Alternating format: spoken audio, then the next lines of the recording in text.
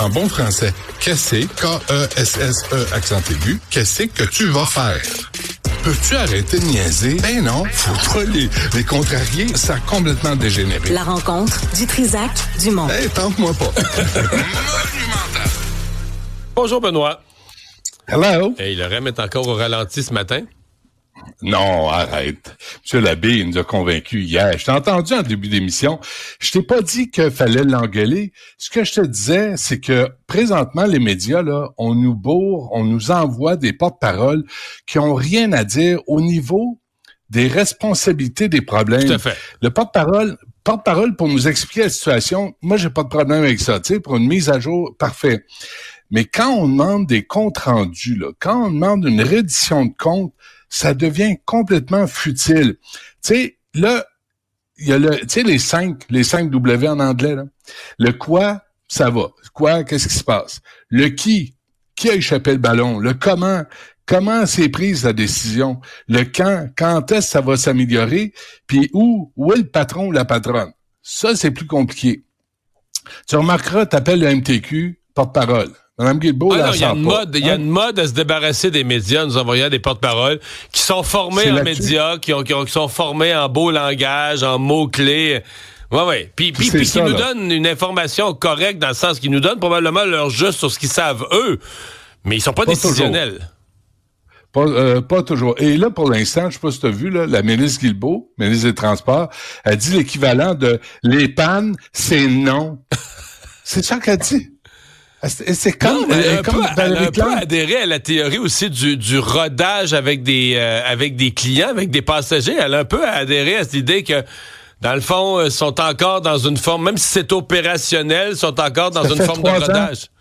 Ça fait 3 ans qu'ils sont en rodage. Depuis l'été 2022 qu'ils sont en rodage. Est-ce qu'on peut vérifier les faits? Ils sont en rodage depuis 2022. Je rappelle qu'on est au Québec. Là, tu commandes des trains extérieurs. Puis là, il dit, il y a de la neige, il y a du verglas. Les usagers disent la même affaire. Juste te démontrer à quel point, là, Philippe Sabourin, il est fin, ce Philippe, là. Je l'aime bien. Mais il nous remplit présentement. Puis il remplit tous les médias parce qu'il est vraiment très, très bon. C'est probablement le porte-parole.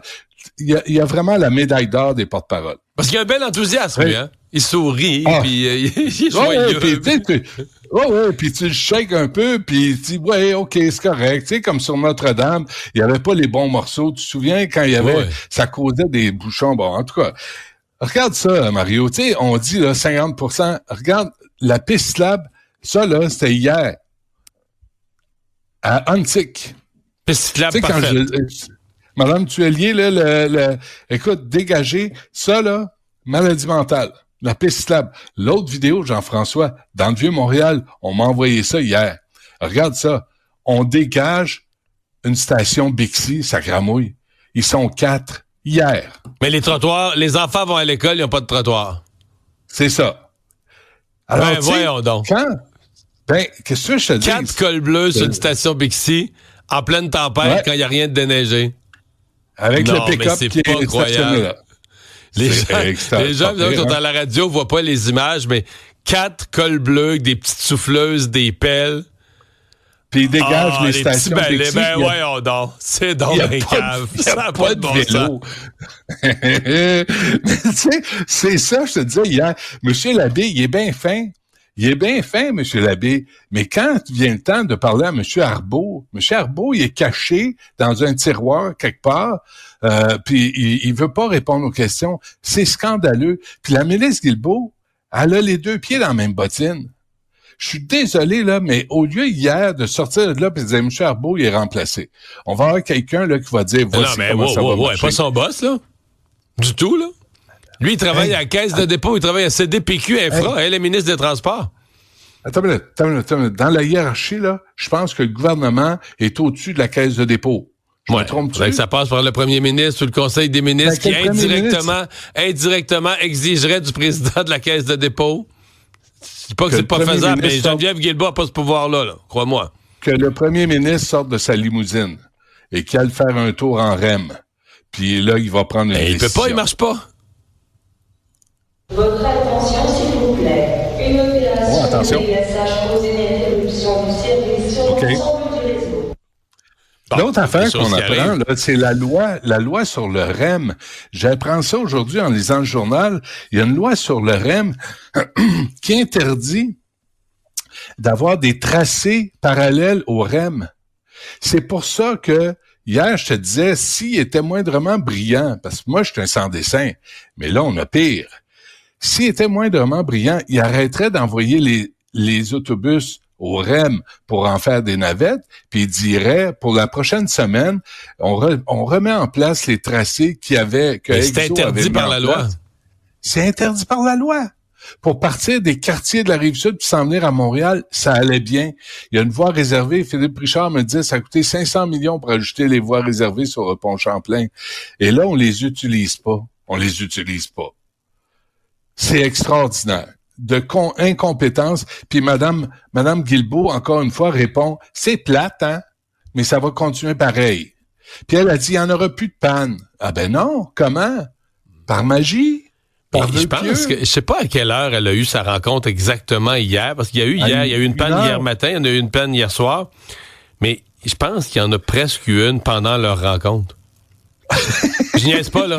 J'ai pas réussi à regarder les heures exactes, mais l'heure où elle était en rencontre virtuelle avec les gens de la CDPQ Infra et l'heure de la panne de milieu de journée, d'après moi, pendant qu'ils étaient en rencontre, le REM a lâché, là. Ouais, on a une autre annonce, Benoît. Votre attention, s'il vous plaît. Le REM est encore une fois stallé en pleine heure de pointe. Pour la 3e fois depuis le début de la semaine. C'est pas une annonce officielle. On a reconnu la voix d'Alexandre Dubé. Hey, Alexandre travaille pas assez, là. Il s'est payé une gig au REM. Ben oui.